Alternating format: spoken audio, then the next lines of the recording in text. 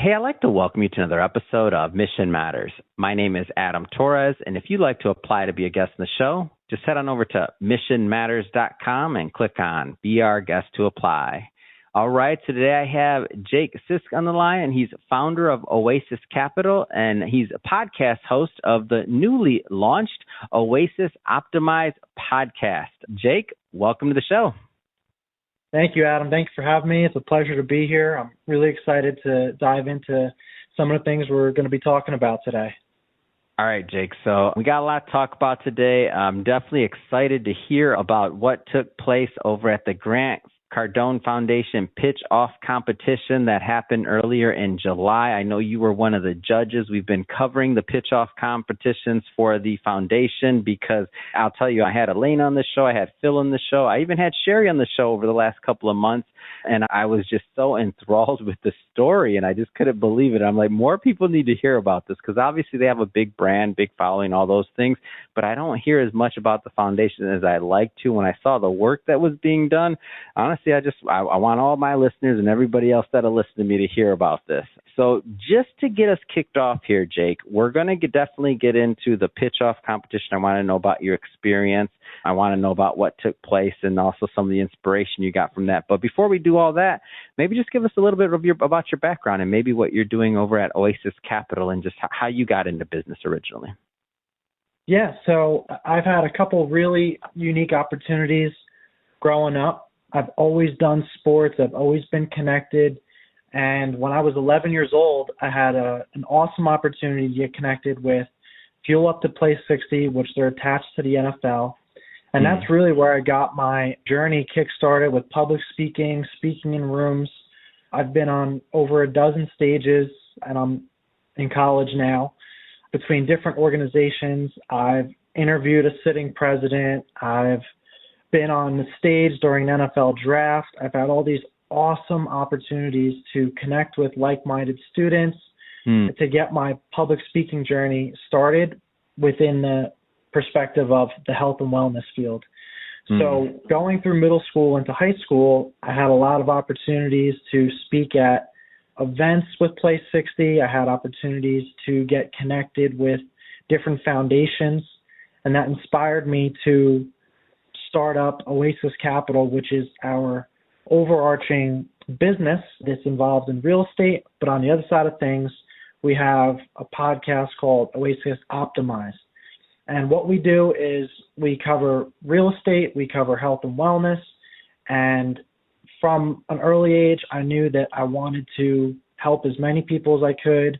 I wanted to get connected with as many people as I could, because I learned that when you make a connection, that's the key to building a successful, whether it's a working relationship or a personal relationship with a client, with anybody like that. So that's kind of how I got started. Oasis Capital, I started with my father last year.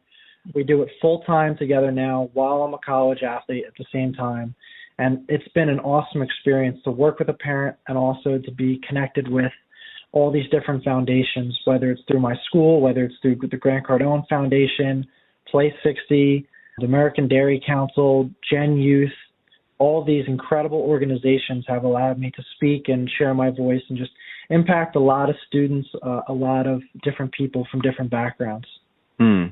It's interesting to me to see how forward you are, and I'll make this statement, is you're thinking pretty far ahead about how to give back even earlier in your career. As you mentioned, being a college athlete and otherwise, like not everybody, not judging anyone, but I can tell you, I'll pick on myself here. I wasn't really thinking like that when I was in college. Like I didn't have that vision or that foresight to even think about, I'll use the word catalog, like you're building a catalog. You're not building a resume, you're building a catalog of experiences already. So I think what you're doing, you're very forward on that, I believe. And I would ask you to maybe comment for a moment or two on like what you would tell to others that are maybe in similar situations that aren't necessarily thinking that way. Like, why are you public speaking? Why are you putting yourself out there like that and going, let's just say, doing more than above the norm? Like why are you doing that? And maybe what are some things they could consider or should consider if they feel like that type of path would be for them? Because I think it's pretty remarkable. Yeah, Adam, that's a great question, because I would word that as whenever I'm speaking to someone, whether it's on a stage, whether it's a guest, privately, I get asked the question a lot of times, like, hey, how did you get involved in this? How did you get started?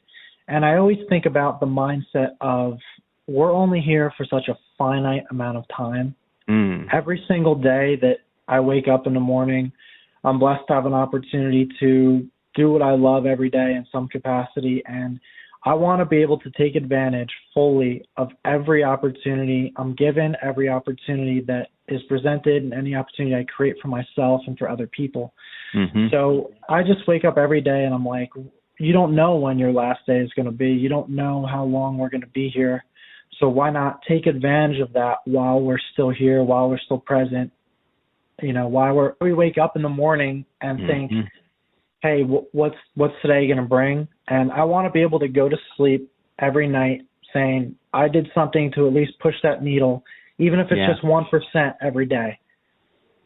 Yeah, it's great. It's a great mindset, and it's interesting how over time you look back and that 1%, like you keep adding a bunch of 1% over time, and the needle moves. So I love that you're starting early and that you're consistent. And speaking of opportunity, by the way, so I love covering this competition for the pitch off for the Grant Cardone Foundation.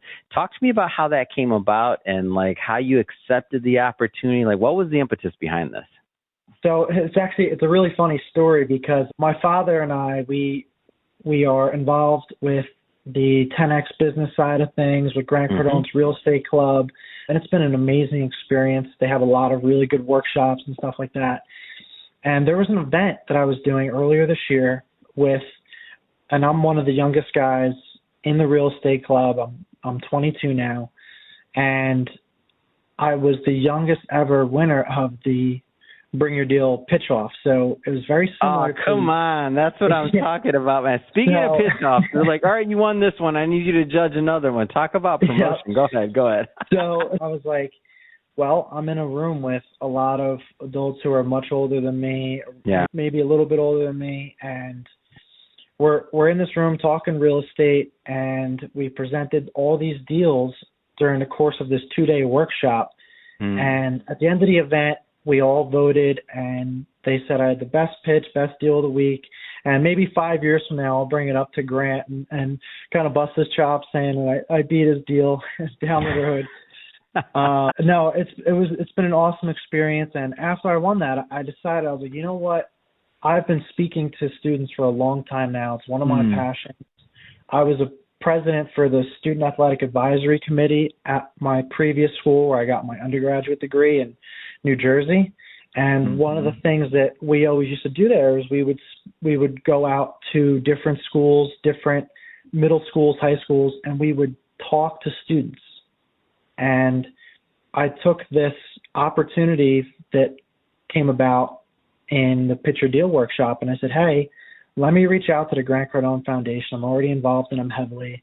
I have a really good working relationship with a lot of the staff there. Let me see if they would like to bring me on to either speak or to be a judge in some capacity, because I feel like when I was these students' age with Seeds of Fortune, which were the students that were involved in this kid's pitch-off, I didn't have an older brother or an older sister. I wanted to be able to connect with someone who was closer to my age. And I feel like sometimes there's a disconnect when you're talking to a parent, talking to an adult, talking to a family member, but you can always connect with an older brother or a sibling or someone who's a classmate. So I think that having a younger presence in the room to be able to share some experiences that I've been really grateful to have at my age. I've been in their shoes to be pitching at 11, 12, 13, 14 years old at the Waldorf Astoria Hotel in New York City for Gen Youth. And I've had all these really cool experiences, and to be able to give that back, I wish that I had that when I was their age to really connect, because I feel like I let some of that kind of get pushed to the side because I thought I knew more than the adults when I was in middle school or high school or things like that. So I reached out. I said, hey, I just won this event. I don't have as much experience or as many social media followers online, but I think this qualifies me. And they reached back out and they said that they were willing to make some room for me. And it was the greatest event I've had the opportunity to speak at to date. Wow. What was one of your favorite parts of participating? Like, what? Give me some memorable moments here. This is amazing.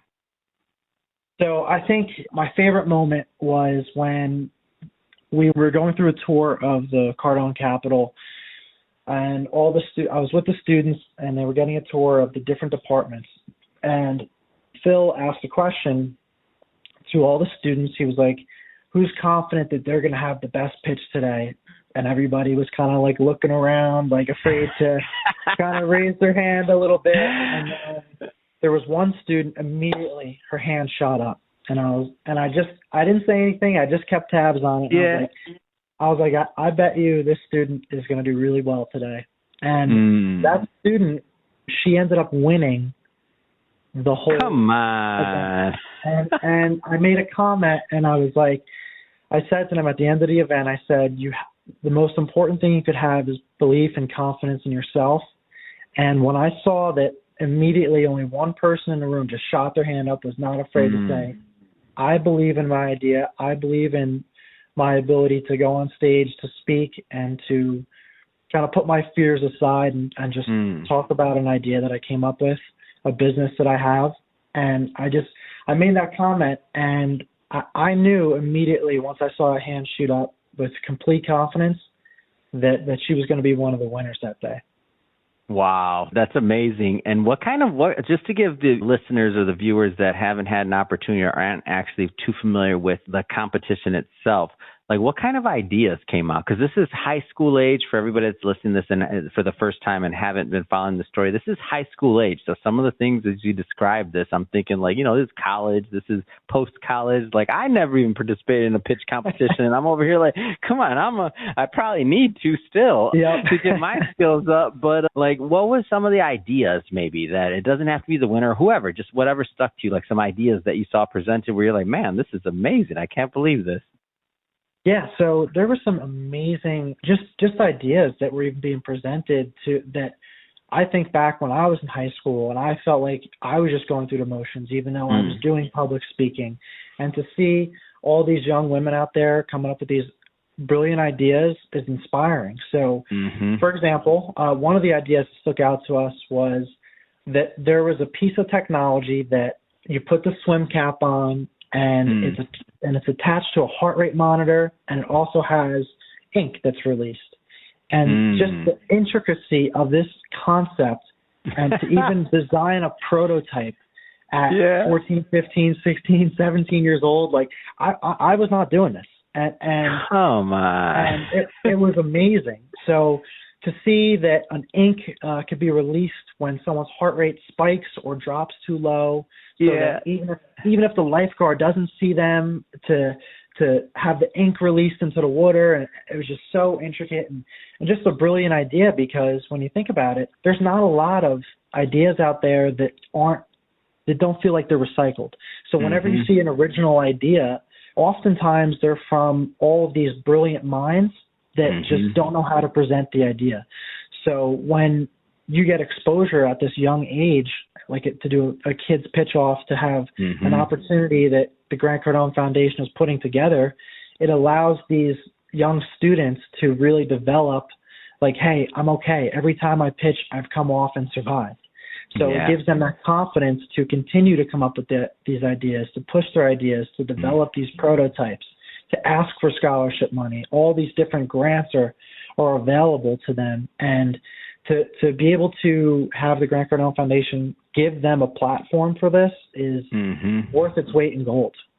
Yeah, and it's interesting that you bring up that idea. I think when I asked Elena that question, she said that she brought that up too, and she was like, maybe, and her feedback was something like, oh, maybe we can make it into a bracelet or this or that, or thinking about a different type of wearable and the caps. And I'm like, oh my gosh. And now you brought it up too. I'm like, come on, it's awesome. And that organization, I know that partnered, I believe, or not, Seeds of Fortune. I know Natia, she was part of, she was very, okay, great. I just want to make sure I wasn't crossing them, because I know there's more than one competition, which, by the way, for everybody listening, they're doing a ton of work at the foundation. So like when I say crossing them, they have multiple competitions, and I'm going to go out to one in August, late August. I think I'm on the schedule to go out there and hang out and see what's going on and cover some more of the story. So I'm excited about that, just to get more of these stories out there. But I know you yourself, I feel like whenever you participate in something that not just you, but anyone, when you participate and you're giving back like this, there's always something reciprocal, whether it's energy or otherwise, that comes back to you. So as we were kind of warming up, you were talking about being inspired to start your own podcast from working with some of these kids. Like, talk to me about that, because this is something that you look back on and you're like, man, how did this get started? Well, I was helping someone else, and look what happens. Go ahead, please. Yeah, so for a long time, I've been a multi-sport athlete in college, always playing multiple sports. And so I've really made an emphasis to take care of my body, to try and find ways to optimize it as efficiently as possible so that not only can I perform in athletics, but I'm able to come out of a long training day and continue to run a startup company, to continue to get out and speak at these public events. And whenever I get in front of these events like this, I always try to take away something from it. And it's funny, when I sat down to be a judge at this event, I feel like I had a little bit of an imposter syndrome. I'm sitting next to Elena Cardone, DJ Irie, Claudiane, Sherry, all these great, really successful people. And then there's this college kid sitting here. And it made me laugh because I was like, you know what? I'm going to take away something from this event, and I'm going to continue to inspire as many people as I can every day. And as I finished the event, I had the opportunity to talk to each of the students who were there for a few hours after the event. And I talked to each of them individually. And one of the things that came up was there was a big question it's been kind of repeating itself for years. And it's like, how do I become more efficient at this? How do I grow my company? I don't have enough time in the day. I feel tired when I get home from school, all these things. And I used to feel that way when I was younger, even early on in college. And then I started really getting into the process of, okay, what's human optimization? Like, how do we share these experiences as athletes with other athletes and the public to kind of turn our bodies into these machines that can handle anything?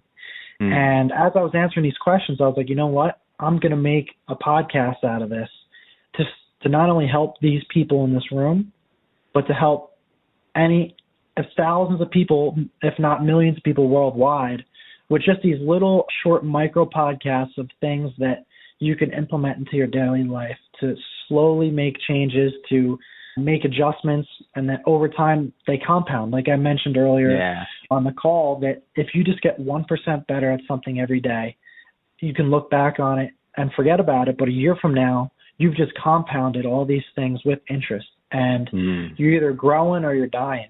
So if you're compounding in the right direction, you're going to look back in a couple of years and be like, wow, I've really laid a great foundation, and it starts with your health. Yeah. So that's what this podcast is going to be centered around. It's going to be just little tips and tricks that I've learned over the years, that my fellow colleagues have learned over the years, about what the best way to get the mental edge and the physical edge. And you don't have to be an athlete to listen to this podcast. It could be for just anyone who wants to wake up and feel less tired, who wants to go to bed earlier, who wants to eat a little bit healthier, who wants to bring down their blood sugar levels. It could be anything. Well, Jake, this has been a lot of fun getting to know you more, getting to know more about the competition and these young adults that are being helped through the foundation. And really it's just a lot of fun. I love it. I love the story. That being said, we're about out of time for this episode. If somebody's listening to this or watching this and they want to follow up and follow your journey, whether it's at your company, whether it's your sports, whatever else, how do people do that? Yeah, so you can reach me at jakesisk.com. We'll have access to our Racist Capital website, whether it's for real estate. We'll have our Spotify links for Oasis Optimize on that website as well. And you can also reach out via my sports social media, which is Jake 800 meters. That's my track and field account. Or you can reach out to our other social media, Oasis Optimize, and always feel free to send a direct message with any requests, any topics you want us to talk about. We're open to setting up speaking events, just like the Grant Cardone Foundation was a great opportunity. So if anybody wants to reach out, have us speak at an event, whether it's virtual or in person, we'd be more than happy to set something up and promote these great charities out there, these great events that are networking, and really, really looking forward to looking to connect with more people. Amazing. Well, Jake, again, thank you for coming on the show, and I'm excited to continue to watch your journey and your evolution and your growth. I'm sure this will not be the last time we talk, or that I'm going to hear about Jake Sisk doing some interesting and amazing things out there. I know you're just getting started. And to the audience, as always, thank you for tuning in. Hope you had a lot of fun listening to this. Hope you learned something. I sure did. If you haven't done it yet, if you haven't hit that subscribe or follow button, highly encourage you to do so. This is a daily show. Each and every day we're putting out new content, new ideas, bringing on new thought leaders, new stories, and hopefully new inspiration to help you along the way in your journey as well. So again, hit that follow or subscribe button so you get the notification tomorrow, because like I mentioned, we got a new episode for you.